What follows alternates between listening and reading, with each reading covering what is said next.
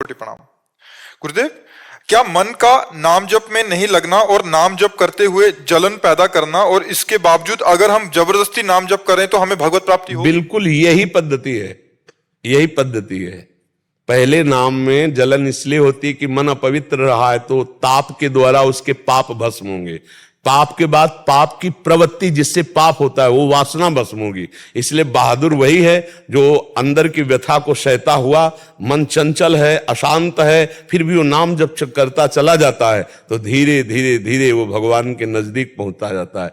एक एक नाम जप हमारे को ऐसे पुष्टि प्रदान कर रहा है जैसे हम कई दिनों के भूखे हों और एक एक कवल अन्न पावें तो वो कवल जाकर क्षुधा निवृत्ति भी कर रहा है, तुष्टि भी कर रहा है, पुष्टि भी कर रहा है। लेकिन हमें समझ में नहीं आएगा। समझ में तब आएगा जब आधा पेट हो जाएंगे।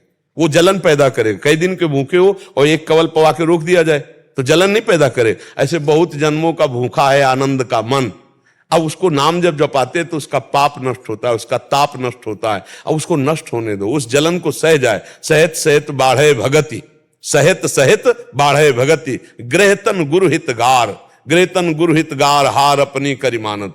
अपने गुरुदेव को अपना जीवन समर्पित कर दिया, उनकी आज्ञा के अनुसार चल रहे, अपने को हार गए, अहंकार का त्याग कर दिया तो उनकी भक्ति बढ़ती चली जाती है और भगवान को प्राप्त हो जाते हैं। इसमें चिंता नहीं करना, बिल्कुल ठीक चल रहे हो। जलन को केवल बर्दाश्त करना है, उबना नहीं, नाम छोड़ना नहीं। महाराज जी, जैसे नाम जप निरंतर और बढ़ाएंगे तो जलन सहन करने की सामर्थ्य भी बढ़ती जाएगी। बिल्कुल बढ़ती जाएगी। एक दिन इतना आनंद आएगा कि रो पड़ोगे, जलन का नामो निशान नहीं रहेगा, नाच पड़ोगे। ऐसे उफान आनंद की आती है जैसे दूध को गैस पे चढ़ा दो ना तो उफान नहीं आती, ऐसे आनंद की उफान आती है। एक रोने का मन होता है, इतना आनंद, इतनी उन्मत्तता। ऐसा थोड़ी कि सदैव जलते रहोगे। थोड़ी यात्रा है जिसमें हमारे पाप ताप नष्ट होते हैं जब तक। फिर जब आनंद मिलता है तो परमानंद, आनंद नहीं परमानंद। हाँ, देख लेना बस चुपचाप। आज भी अगर शरीर छूट जाए तो अब भी कल्याण हो जाएगा क्योंकि नाम चल रहा है। और अगर कहीं जीते रहे और नाम चलता रहा और सत्कर्म करते रहे, पाप कर्म नहीं हुए तो स्थिति आ जाएगी, आनंद की स्थिति आ जाएगी। राकेश कुमार जी, राजस्थान। राधे राधे महाराज जी। महाराज जी, जब मैं भागवतिक मार्ग पर चल रहा हूं तो अपने दुष्कर्मों को महसूस कर पाता हूं और मार्ग पर चलते चलते मैं अपने दुष्कर्मों को मिटाता भी हूं और कहीं अगर संशय है तो दूर भी अपने सामर्थ्य अनुसार करता हूं। लेकिन यदा कदा अधिकांश दुष्कर्मों को दूर करते करते मृत्यु से भय क्यों लगने लगता है महाराज जी? जबकि शरीर राग है, शरीर में प्रियता है। और भजन बढ़ाओ, इसका राग नष्ट हो जाए तो आप ऐसे अपने को देखेंगे जैसे एक कपड़े में आपका शरीर ढका हुआ है। तो अगर आपको इस कपड़े का ज्ञान है कि ये मैं नहीं हूं तो इसके नष्ट होने के लिए या इसके त्यागने के लिए आपको कोई ज्यादा मेहनत नहीं करनी पड़ेगी क्योंकि आपको ज्ञान है कपड़ा है। लेकिन शरीर के प्रति कपड़ा भाव नहीं है, शरीर के प्रति मैं भाव है। आप देखो ना, और भगवान कह रहे वशांश जीर्णानि यथा विहाय। ये शरीर क्या है? बोले जीव का एक कपड़ा है। तो जैसे नया कपड़ा प्राप्त होने पर पुराने कपड़े त्यागने में कोई शोक नहीं होता, ऐसे ही होना चाहिए। पर वो ज्ञान अभी हमारे अंदर जागृत नहीं, तो हमें शरीर सहित भगवान को समर्पित हो जाना चाहिए। देखो, बिना गुरु कृपा के यही बंधन नहीं कटता। जड़ चेतने ग्रंथि पड़ गई और यद्यपि मृषा पर छूटति कठिनाई। इस शरीर का राग इतना जोर को बैठा कि कहीं ना कहीं आपसे अगर कोई पूछे तो आप भी यही उपदेश कर दो कि तुम कोई शरीर थोड़ी, शरीर तो मरने वाला पांच भौतिक है, तुम तो भगवान के अविनाशी अंश। इतना तो ज्ञान है आपको, लेकिन इस ज्ञान का साक्षात्कार नहीं है। जब इसका साक्षात्कार हो जाएगा तो शरीर से राग खत्म हो जाएगा, फिर मृत्यु से कोई भय नहीं रहेगा। क्योंकि वास्तविक मृत्यु शरीर पर प्रहार करते, आप पर नहीं। आप पर तो नैनम छिन्दन्ति शस्त्राणि नैनम दहति पावका न चैनम क्लेदयन्ति आपो न शोष्यति मारता। लेकिन शरीर में इतनी ममता है कि जरा सा भी तो वो मेरे को होता है, क्योंकि इससे ममता है। इसी की ममता नष्ट करना बड़ा कठिन है। उपदेश देना बहुत सरल है, लेकिन शरीर राग नष्ट करना बहुत कठिन है। नहीं, अब जैसे अभी मरने की कोई सूचना आ जाए कि किडनी फेल है या कैंसर इस सीमा, तो होश उड़ जाएंगे? नहीं उड़ जाएंगे। ईमानदारी से देखो, अभी सब भजन की बातें भूल जाओगे, बस ये होगा कि कोई उपाय करो जिससे ये ठीक हो जाए, और शरीर राग खत्म हो गया। भगवान के चरणों की भक्ति से शरीर खत्म हो गया, तो अब नौकर की तरह काम करवा रहे हैं इस शरीर को, कि जैसे बेईमान नौकर भागेगा तो जितना काम करवा लो उतना करवा लो, चल भगवत चर्चा कर, भगवत नाम गुणगान कर, क्योंकि पता है छूटेगा, आज नहीं तो कल छूटेगा। तो ये बेईमान है, धोखेबाज है। अब इससे जितना कमा लो, जितना दूसरों का सुख कर, इस शरीर का राग मिट जाए बस। ये वो अनुभव तभी होगा जब खूब भजन किया जाए। वो बातों से नहीं होगा, भजन से हो। जितना भजन करोगे धीरे धीरे शरीर का राग मिटता चला है। शरीर ही का राग तो आवागमन का है, तो यही राग नष्ट हो जाए, सब ठीक हो जाएगा। खूब नाम बढ़ाओ और नाम बढ़ाओ, जितना नाम जब बढ़ाओगे उतने आपके अंदर सुंदर ज्ञान होता चला जाएगा। ये हमारी बात मान लो। जो नाम जप नहीं करते हैं वो कुछ भी पढ़ लिख ले, वेदांत पढ़ ले, गीता कंठस्थ कर ले, तो इससे शरीर राग नष्ट नहीं होगा। शरीर राग अध्यात्म शक्ति से होगा, और वो होगा मामनुष्मर। भगवान ने कहा युद्ध च, मेरा स्मरण करो गीता में कहा, और अपना कर्तव्य कर्म करो। युद्ध माने कर्तव्य, कर्तव्य कर्म करते हुए भगवत भजन करते रहो, शरीर राग नष्ट हो जाएगा, मृत्यु का भय नष्ट हो जाएगा। नहीं तो सबको रहता है मृत्यु का भय, नहीं रहता। बातें चाहे जितना बनाए, लेकिन मृत्यु का भय सबको रहता है। लेकिन ऐसे ऐसे धर्मात्मा पुरुष हुए हैं जिनको मृत्यु का भय नहीं रहा। सामने मृत्यु खड़ी है एक तरह से समझो। अब विपक्ष विधर्मी कह रहे कि अपने धर्म को मेरे स्वीकार कर, थूक दिया मुंह पे थूक दिया, राम राम राम, तो आरा चलवा दिया। ऐसे धीरे धीरे धीरे चौराहे पे खड़े होके आरा चलवाना बर्दाश्त किया, लेकिन विधर्म को स्वीकार नहीं, अधर्म को स्वीकार नहीं किया। तवा पे, गरम तवा पे तपता हुआ लाल, उस पे गुरु अर्जुन देव जी को विराजमान कर बैठाल दिया। ऊपर से तपती हुई बालू डाल है।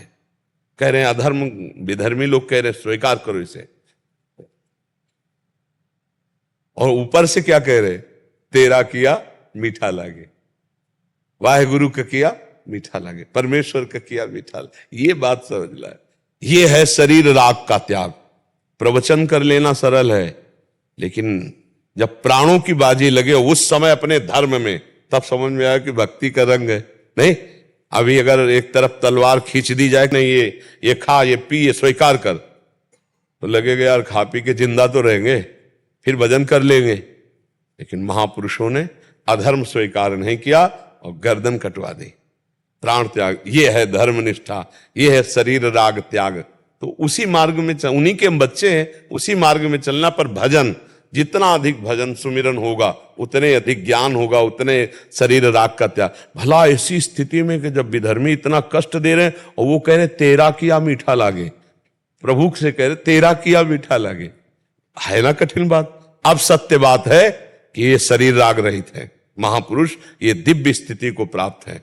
तो ऐसे ये भजन उनके द्वारा जो दिया गया है, गुरुजनों के द्वारा, यदि हम भजन करें तो हमको भी उनकी कृपा से ऐसी स्थिति प्राप्त हो जाए। पायल मलिक जी सागर से। राधा राधा राधा राधे राधे महाराज जी। महाराज जी, मैं कर्नाटक में गुरु शिष्य परंपरा से शास्त्रीय संगीत गुरुकुल में सीख रही हूँ। महाराज जी, मैं जब भी शास्त्रीय संगीत करती हूँ तो क्या कोई राग जो हम गाते हैं उस राग के शब्दों में राधा नाम का जाप करने से भगवत प्राप्ति हो सकती है? मैं जब भी राधा नाम लेकर कोई गाना राग गाती हूँ तो मुझे बहुत अंदर से रोना आता है। क्योंकि राधा नाम सुधा रसम, ये प्रेमामृत प्रकाशित करने वाला नाम है। अगर हम किसी भी, इसीलिए हम हर ध्वनि के लिए आदेश किए अपने यहाँ, हर ध्वनि में राधा नाम इसीलिए गाया जाता है कि जैसे आधुनिक रजोगुणी चित्त वृत्ति वाले हैं वो सात्विक वृत्ति से नाम नहीं जप सकते, तो जो फिल्मी दुनिया है उनमें भी गाया जा सकता है राधा नाम। तो वो राधा नाम गा गा करके इसीलिए कि उसको भी सुने। तो किसी भी राग में हम नाम यदि गा रहे हैं तो नाम तो सच्चिदानंद में है ना, वो अपना प्रभाव दिखा के रहेगा। जैसे हम भाव से, कुभाव से, जबरदस्ती, श्रद्धा से आग को छुएं तो आग में दाहिका शक्ति वो जला देती है। ऐसे ही नाम में तारण शक्ति है, पाप नाशक शक्ति है, आनंद प्रदायनी शक्ति, भगवान को अधीन करने वाली शक्ति। भाव कुभाव अनख आलसहु, नाम जपत मंगल दिशि दसहु। तो यदि हम किसी राग में फंसा लें तो और ज्यादा नाम जप होगा कि गुनगुनाते हुए राधा नाम को हम, तो राधा नाम भगवत प्राप्ति तो करा ही देगा, इसमें कोई चिंता की बात थोड़ी है। खूब नाम जपो, अंतराय न रह जाए, निरंतर नाम जपने लगो, तब भगवत प्राप्ति की योग्यता आ जाती है। दिव्या गुप्ता जी इंदौर से। राधा राधा गुरु जी। राधे राधे महाराज जी। महाराज जी आपके चरणों में कोटि कोटि प्रणाम। गुरुजी मैं अपने माता पिता को लेकर बहुत चिंतित रहती हूँ। माता जी को आधे घंटे जाप करने के लिए बोलती हूँ तो कहती है मैं 10 मिनट से ज्यादा जाप नहीं कर सकती, क्योंकि हमने ऐसा कितने केसेस देखे हैं, ज्यादा भक्ति करोगे तो ज्यादा दुख भोगना पड़ेगा। वैसे भी मनुष्य जन्म दोबारा तो मिलना नहीं है। ऐसे में पिताजी से 4 धाम जाने को कहती हूँ तो वो कहते हैं कहीं कुछ हो गया तो पूरा घर बिखर जाएगा, इसलिए घर में ही ठीक है।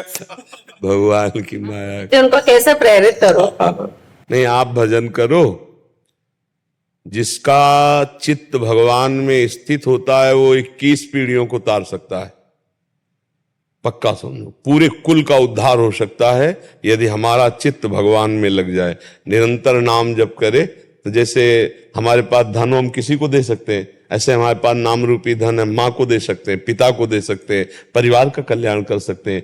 तो वो 10 मिनट जपे, जपने दो, वो कहीं ना जाए कोई बात नहीं। आप नाम जप करो और उस नाम जप को दे दो अपने माता पिता को, तो उनका कल्याण हो जाएगा। मेरे नाम जप करने से उनका उद्धार हो? पक्का उद्धार हो जाएगा। 21 पीढ़ियां तर जाती है, तो वर्तमान में है 21 पीढ़ियां तर जाती हैं। जहां सो कुल धन्य उमा सुन जगत पूज्य सुपनीत, वो कुल का कुल पूरा धन्य हो जाता है जो भगवान का नाम जपने वाला कोई बालक या बालिका पैदा हो जाए। जरूरी थोड़ी कि पुरुष ही अपने कुल का उद्धार करता है, नहीं। एक से एक महाभागवत हुई है, माताएं बहनें एक से एक महाभागवत हुई। को भजन करो, भजन करके माता पिता को दे दो, उनकी बुद्धि शुद्ध होगी, भगवान कृपा करेंगे ना। आप उसमें प्रशांत पाठक जी। राधे राधे जी। महाराज जी आमतौर पर देखा गया है कि लड्डू गोपाल जी के जन्माष्टमी पर बहुत से अधिक भक्त केक काटते हैं और जन्मदिन मनाते हैं। बेकरी का केक शुद्ध नहीं होता महाराज जी, काफी अशुद्धियां होती हैं। ऐसे में ये सर्वथा उचित नहीं है कि इसके लिए क्या होना चाहिए महाराज जी? पश्चिमी सभ्यता का क्या होता है कि वैष्णव पद्धति का तो ज्ञान है नहीं, किसी गुरु परंपरा से जुड़े ना जुड़े, बाजार से गोपाल जी खरीद लिए, घर में जो मन माया सो मनमानी कर रहे हैं। पर अच्छा इसलिए हम कह देते हैं कि किसी भी तरह से वृत्ति भगवान में जुड़े, किसी भी तरह से, तो वो वृत्ति भगवान में जुड़ने का उनका कल्याण शुरू हो जाएगा, उनका मंगल शुरू हो जाएगा। पर जो ये दोष हैं जो नहीं होने चाहिए, वो इसलिए कि किसी गुरु परंपरा से, किसी महापुरुष के द्वारा गोपाल जी दिलाए जाए, फिर उनकी सेवा पद्धति बताई जाए, फिर वैष्णव पद्धति से चले तो बात अलग है। अब आजकल अपवित्रता ही अपवित्रता बढ़ रही है। आप देखो साधारण भोजनों में अपवित्र पदार्थ निकलने लगे हैं। अब हम कैसे ठाकुर को स्नान कराएं, क्या ठाकुर का भोग लगाएं, बड़ी अपवित्रताएं बढ़ रही हैं। तो जहां तक हो सके तहां तक पवित्रता का, अब बेकरी आदि में जैसे ये जो बनते हैं चीजें, हमें लगता है किसी किसी में अंडा आदि भी पड़ते होंगे, रहता है ना। हाँ, तो अब जिन लोगों को पद्धति नहीं मालूम है तो मनमानी करते हैं। तो पर हम कहीं ना कहीं ये कहते हैं कि अगर थोड़ा और सुधार कर लिया जाए तो यही भगवत मार्ग हो जाए।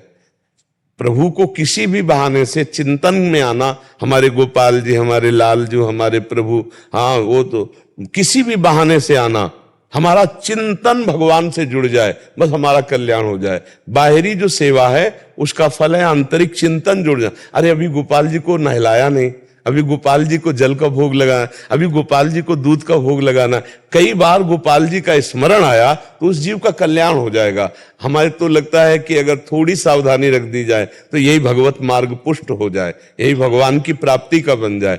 कल हम चर्चा कर रहे थे एकांतिक में ही कि जब पूतना जहर लगाकर स्तन में भगवान को छठी के दिन पिलाने गई तो भगवान ने उसे परम पद दिया, और गोपाल जी को थोड़ा भाव करके अगर दूध पिलाओगे तो तुम्हारा कल्याण हो जाए, तो आश्चर्य की बात क्या है। पर अब जैसे अभक्ष पदार्थ हैं वो अपने घर में आप बना लो, जो पवित्रता से अगर एक रोटी और उसमें जरा सा घी लगाकर थोड़ा बूरा रख करके गोपाल को खवा दोगे, बहुत राजी हो जाएंगे। गोपाल कोई साधारण बालक थोड़ी है, गोपाल तो अखिल कोटि ब्रह्मांड नायक परात्पर ईश है। उनके लिए नाम कीर्तन करो, उनके लिए ये उत्सव मनाओ कि सुंदर सुंदर पकवान बनाओ, और लालजू को भी पवाओ और 2-4 पड़ोस के भी लोगों को पवाओ, संतों को पवाओ, तब तो उत्सव। खूब नाम कीर्तन करो, कथा करो, भोग लगाओ, संतों को पवाओ, आप पाओ, ऐसे कर। किसका प्रश्न था? हमारा था बस यही संदेश आपके जरिए जो है देना चाह रहे थे। हाँ बिल्कुल। हाँ बिल्कुल बिल्कुल बात सही है। महाराज जी इसमें एक और चीज कहना चाह रहे थे, जैसे आपने बहुत सुंदर भाव बताया कि वात्सल्य भाव होता है, जैसे माँ का वात्सल्य भाव होता है अपने पुत्र के प्रति, वैसा ही भाव रखेंगे लड्डू गोपाल में तो एक वो लक्ष्य की प्राप्ति हो जाएगी, भगवत प्राप्ति हो जाएगी। महाराज जी आजकल बहुत जगह ऐसा हो रहा है कि लड्डू गोपाल जी तो ले लिए, वो भाव में टच नहीं है, बट वो उसी में झूठे हाथ लगा रहे हैं, कहीं भी उनकी टोकरी को रख रहे हैं, कोई भी डलिया लेके उसका चल रहे हैं। कारण क्या है, वो गुरु परंपरा से जुड़े नहीं हैं, वो वैष्णवों से जुड़े नहीं, तो सेवा पद्धति जानते नहीं, तो ऐसे। पर हमें लगता है, हमारी भावना कि वो कुछ नहीं जानते, इतना तो जानते भगवान कृष्ण ये हैं और गोद में मैं भगवान को लिए हुए हूं, इतने से भी वो रीझ जाते हैं। बहुत कृपालु है, वो रीझ जाते हैं। हमें उनकी रीझन पर विश्वास है कि जीव किसी भी तरह, वो बेचारे हैं, वो नहीं चाहते हैं, लेकिन अपरस का ज्ञान होना कि क्या अमनिया है, क्या प्रसादी है, क्या झूठा है, क्या अनूठा है, कितना अपवित्रता, कितनी पवित्रता, इसका ज्ञान उनको नहीं, पर इतना ज्ञान जरूर है कि हम जिनको गोद में लिए वो कृष्ण हैं, वो भगवान हैं। यही बात उनके उन्नति का कारण बन जाएगी। एक दिन उनको सत्संग मिलेगा और एक दिन उनके विचारों की शुद्धि होगी और एक दिन वो निश्चित भगवान के सही मार्ग के पथिक बन जाएंगे। इस मार्ग में सबसे बड़ा लाभ ये कि झूठा खेले साचा होए। यहां झूठे से भगवान से जुड़ जाओ तो सच्चाई में जुड़ जाओगे। मेरे गोपाल जी, मेरे लाल जी, मान लो गोद में लिए हैं, तो आज का जो समय है, आज के समय में जहां इतना भ्रष्टाचार बढ़ रहा है, जहां इतना व्यभिचार प्रवृत्ति बढ़ रही, व्यसन प्रवृत्ति बढ़ रही, वहां खिलवाड़ में ही सही गोपाल जी को तो गोद में लिए हो। अगर गोपाल जी के प्रति इतना है कि ये कृष्ण है, तो किसी भी तरह से स्मृति कृष्ण से जुड़ी तो हरि स्मृति सर्व विपद विमोक्षणम, वो भगवत स्मृति उनकी विपत्तियों का नाश कर देगी, उनका मंगल कर देगी। और कहीं ये अनुभव होने लगा कि गोपाल जी हमारा बहुत साथ दे रहे हैं और गोपाल जी पर प्यार और विश्वास बढ़ने लगा, तो सब बढ़िया बात बन जाएगी। कभी न कभी तो भगवान ऐसा सत्संग उनके कान में पड़ेगा जिससे उनका सुधार हो जाएगा। पर उन्होंने भगवान को लिया है गोद में, मेरे गोपाल जी। गोपाल जी कौन है इतना पता है, कृष्ण है, सच्चिदानंद प्रभु है, तो कल्याण शुरू हो गया।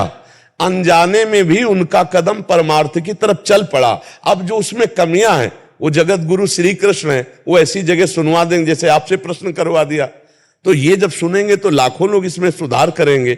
उन नाम कीर्तन और बढ़िया बढ़िया भोग लगाओ और स्वयं ठाकुर जी को पवाओ, फिर प्रसादी पाओ, संतों को पवाओ, ऐसा होता है। अब बढ़िया जन्मदिन मनाना, आ जाओ वृंदावन, ठाकुर जी का घर है वृंदावन, एक दिन वृंदावन में आकर वो अपने लाला का जन्म उत्सव मना ले गए।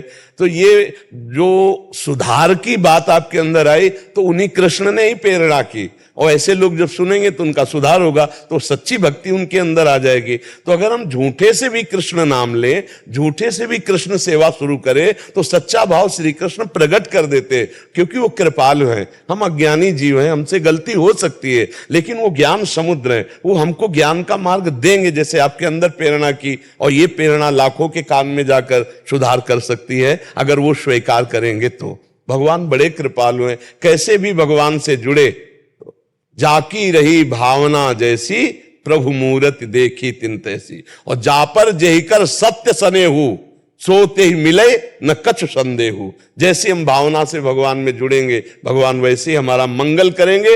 अमंगल तो हो नहीं सकता, अमंगल तो नहीं हो सकता।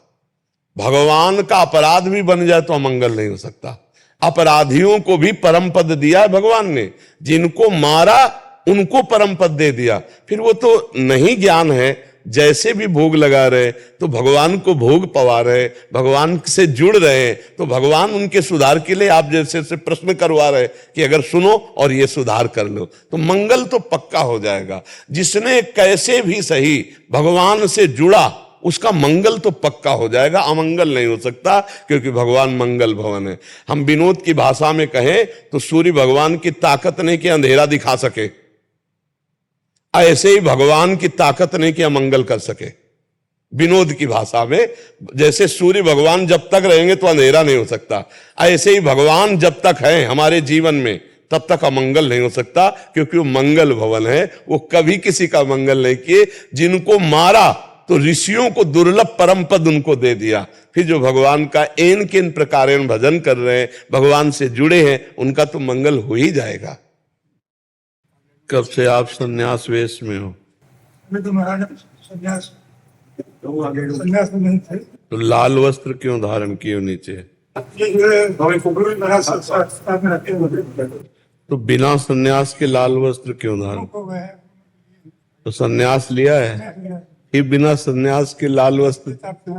देखो आज है, हमारे गुरु थोड़ा सा जो है पर देखो, पर हमारी बात ये समझना है कि ये सन्यास के बिना भगवा वस्त्र नहीं धारण किया जाता, उससे अपराध लगता है। आप नीचे भगवा धारण किए हो।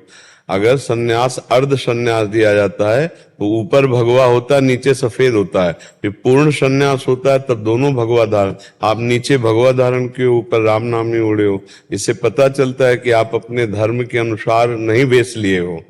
वेश के तो धर्म के आज हम इसी बात से दुखी होकर कह रहे थे कि देखो हम लोग क्या हो रहा है कि हम अपने आचार्य परंपरागत, अपने साधु परंपरागत ना चल के मनमानी वेश धारण कर रहे हैं, मनमानी आचरण कर रहे हैं। तो उससे क्या होता है, फिर साधुता की निंदा होती है। एक आचार्य परंपरागत चलो। जब आपने संन्यास नहीं लिया तो भगवा नहीं धारण करना चाहिए। कौन से गुरुदेव हैं जिन्होंने संन्यास ना देने पर आपको भगवा वस्त्र पहनने के लिए अलाउ कर दिया? ऐसा नहीं है। जब हमारे सब धर्म विरुद्ध आचरण होंगे तो हम कैसे भगवत प्राप्ति कर पाएंगे? वेश की हम मान्यता कैसे कर पाएंगे? आप समझ रहे हैं ना? हमने आदर दिया है, आपको आसन दिया है, और आसनों पर बैठने का वही अधिकारी होता है जिसने आसन दिया उसके समकक्ष हो या उससे श्रेष्ठ हो। पहली बात, आपने गुरुजनों का संग नहीं किया। नहीं, आसन को प्रणाम करके नीचे बैठना चाहिए, इसलिए कि आप अभी संन्यास नहीं लिए हैं, आप अभी सन्यासी नहीं हुए हैं और भगवा वस्त्र धारण किए हैं।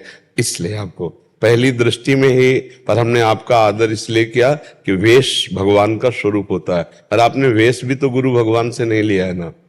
तो इसलिए हम आपके सुख के लिए कह रहे हैं। तो हमने तो आपका सम्मान किया है, आदर किया है, और हम कह रहे हैं कि यदि आप सन्यास का भगवा वस्त्र धारण, तो वेश क्यों नहीं ले लेते? आप मंत्र क्यों नहीं ले लेते? सन्यासी क्यों नहीं बन जाते? हम सन्यासी हो नहीं, सन्यासी का वेश धारण क्यों?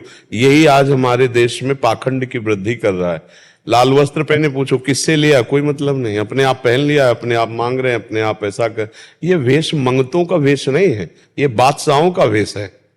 20 मिनट के लिए भिक्षुक बन करके 4 घरों में 4 रोटी मांग ली, जीवन भर के लिए बादशाह है। ये थोड़ा समझना पड़ेगा इस विषय में। नहीं तो गुरुजनों की शरण में हो, अगर सन्यास में हो तो आपको त्रिपुंड लगाना चाहिए। सन्यास में हो तो गुरु का भेष धारण करना। ना आपने गले में रुद्राक्ष की कंठी पहनी, कहाँ कंठी कहाँ है? कंठी से है? कंठी जो है नीचे है। कहाँ? फिर से बने गए थे ना, वो तो निरंतर कंठ से लगी रहती। फिर भी हम आपसे स्वागत करके कह रहे हैं, आप गुरु से नियमानुसार वेश धारण करो। आपके चरणों में आना चाह रहे हैं। नहीं, हम तो आपको केवल सलाह दे रहे हैं कि गुरु की शरण में हो, आचार्य परंपरा से चलो।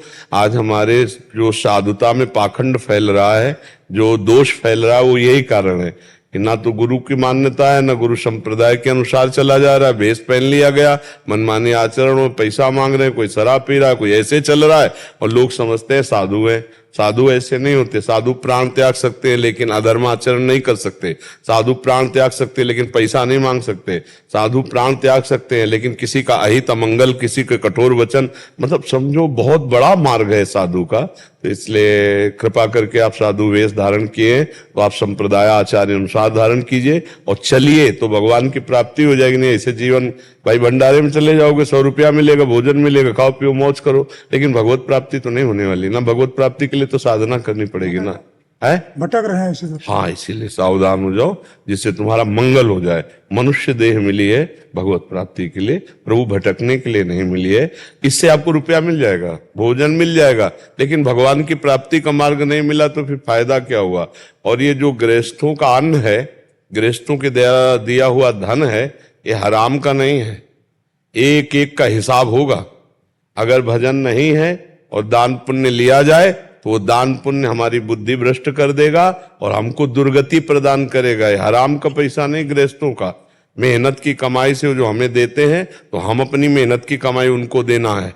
भजन, तपस्या साधना, उनका मंगल हो, वो सुखी रहे। उनके पास धन है, उन्होंने अन्न धन दिया, हमारे पास भजन रूपी धन है, तपस्या हम। अगर ऐसा नहीं तो भोगना पड़ेगा। फिर गुरुजन कहते थे गृहस्थों के अन्न के बड़े बड़े दांत, भजन न करोगे तो फाड़ डालेंगे हाथ।